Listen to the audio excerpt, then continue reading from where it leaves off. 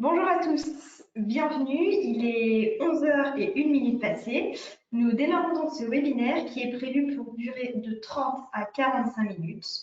Nous commencerons par une présentation de 20 à 30 minutes, puis nous prendrons un quart d'heure pour répondre à vos questions. Je suis Marion Pléau, chargée d'intégration au sein du service d'achat Artema, et je suis accompagnée aujourd'hui de notre expert Maxence Lapalus. Bonjour à tous. Et Pierre Pitois-Richard, responsable grand compte chez Athlon, le leader partenaire du service. Ensemble, nous allons aborder le sujet de la mobilité propre. En 2021, mon entreprise roule propre. C'est une ambition louable, on en a tous envie, il me semble. Mais est-ce possible dans l'état actuel des choses et surtout, à quel prix? S'agissant d'une conférence, vos micros sont coupés, mais nous vous invitons à nous poser toutes vos questions par écrit. Nous ferons notre maximum pour y répondre et si toutefois nous n'avons pas répondu en direct à toutes vos questions, nous le ferons dans l'emailing qui partira à la suite de cette conférence, incluant l'enregistrement. Un rappel tout d'abord sur le service achat Artema. Actuellement, il regroupe un grand nombre de fournisseurs partenaires et couvre 6 catégories de produits et de services détaillés à l'écran. Il s'agit pour Artema de vous faire gagner de l'argent puisqu'en moyenne, vous constatez 27% d'économie et du temps pour vos achats hors production. Vous pouvez consulter toute l'offre en vous rendant sur la plateforme dédiée. Le service adhérent est à votre disposition toute la semaine pour répondre à vos questions. Pour en venir au sujet qui nous intéresse aujourd'hui, les véhicules, le service achat Artema propose des conditions avantageuses avec le groupe PSA ainsi que le leader Athlon. La mobilité propre, qu'est-ce que c'est? Avec la loi de la transition énergétique pour la croissance verte, la France s'est engagée à lutter contre le réchauffement, contre la pollution atmosphérique et pour l'amélioration de l'efficacité énergétique. Parmi les dispositifs mis en place, cette loi balaie les nouvelles formes de la mobilité, le covoiturage, les modes doux et l'efficacité énergétique des véhicules. Pour accompagner les entreprises dans leur transformation vers une mobilité propre, l'État met en place des aides. C'est le cas du bonus écologique qui apparaît dans le plan de soutien à la filière automobile.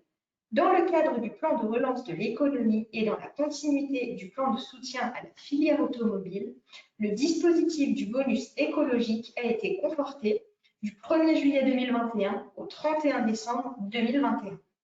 Le décret du 23 juillet 2021 renforce notamment le bonus écologique pour les véhicules utilitaires légers. Vous êtes concerné si vous achetez un véhicule neuf en fonction des critères de performance. On va regarder le CO2 rejeté par kilomètre en fonction de la technologie choisie, électrique, hybride ou hydrogène. Le montant du bonus écologique dépend de la motorisation et du prix d'achat du véhicule que vous sélectionnez. À l'écran s'affiche le détail. Vous verrez que le bonus écologique va de 2 000 à 4 000 euros. Je précise que la question de la TVA ne s'applique pas ici, le bonus étant considéré comme une taxe. La prime à la conversion est une autre aide dont vous pouvez bénéficier si vous mettez au rebut un vieux véhicule et si vous achetez ou louer un véhicule propre, électrique ou hybride rechargeable.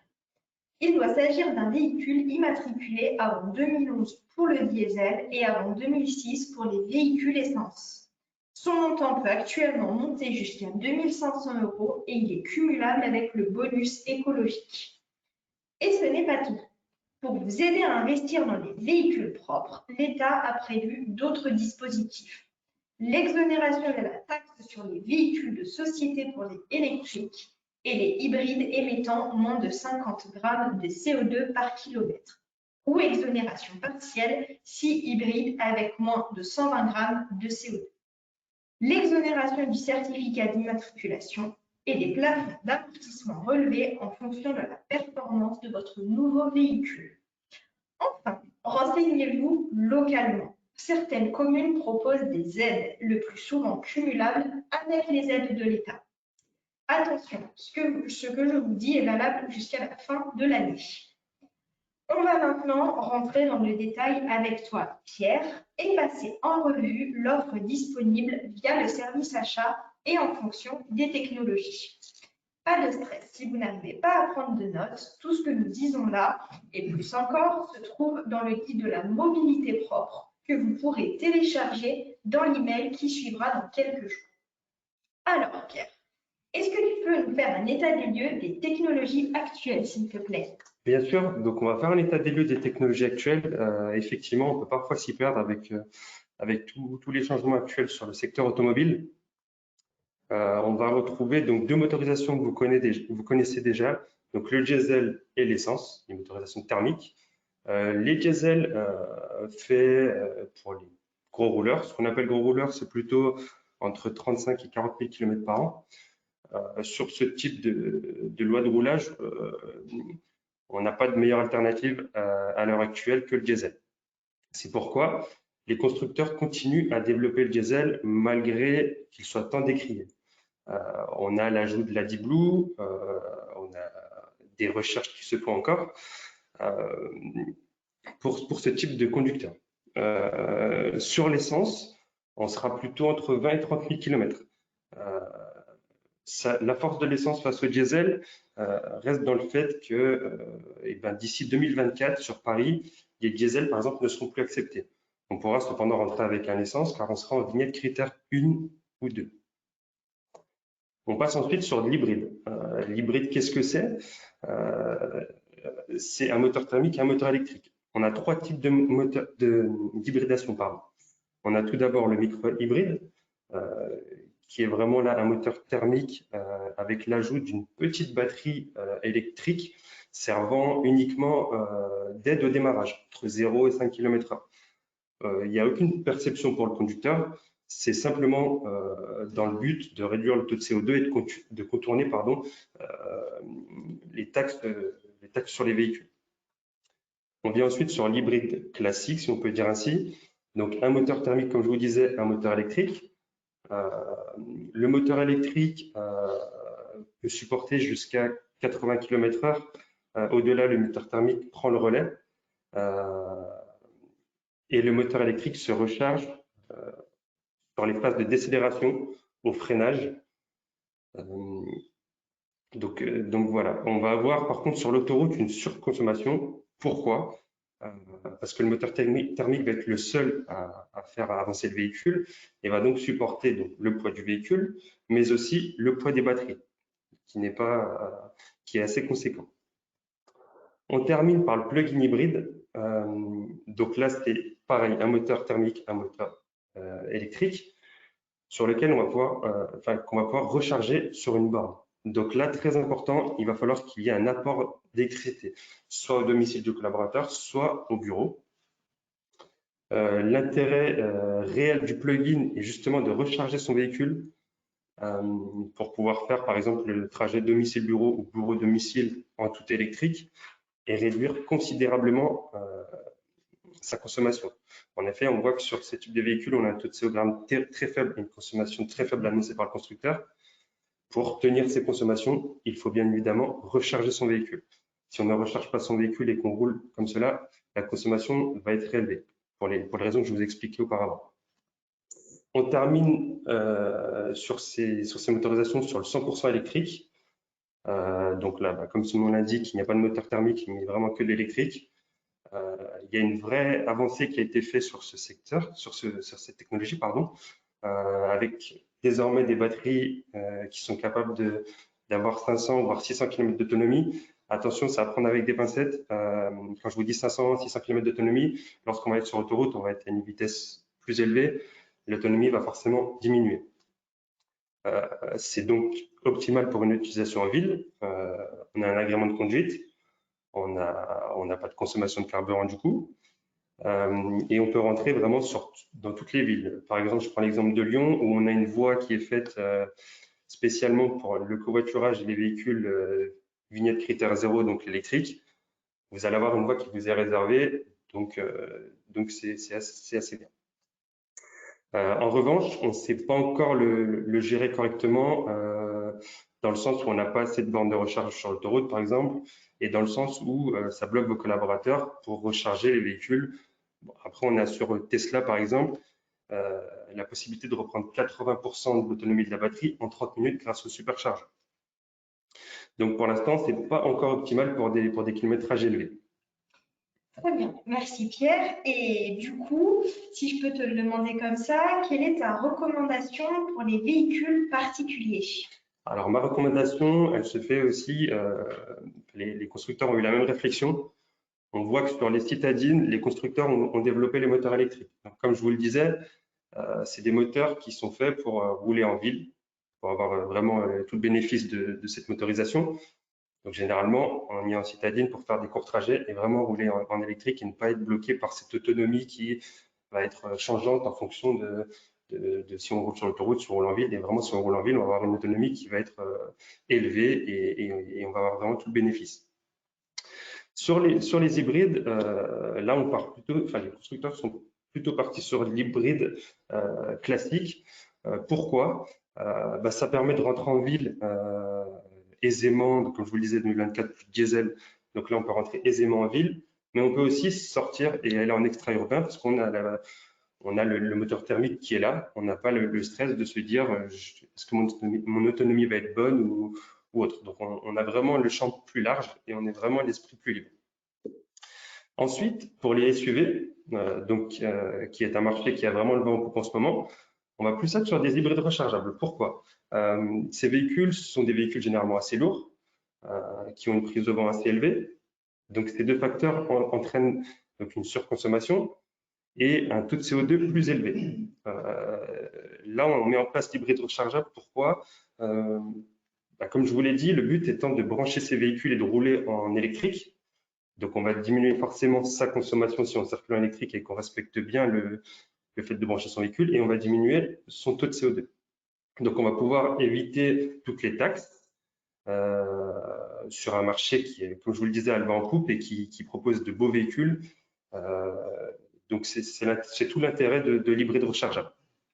Ok, et qu'est-ce que ça donne côté véhicule utilitaire? Alors là, par contre, sur le côté utilitaire, on va être sur les gros volumes. J'entends gros volumes type Master, Boxer, si vous voyez un peu les véhicules dont je veux parler. On va être plutôt sur du 100% électrique.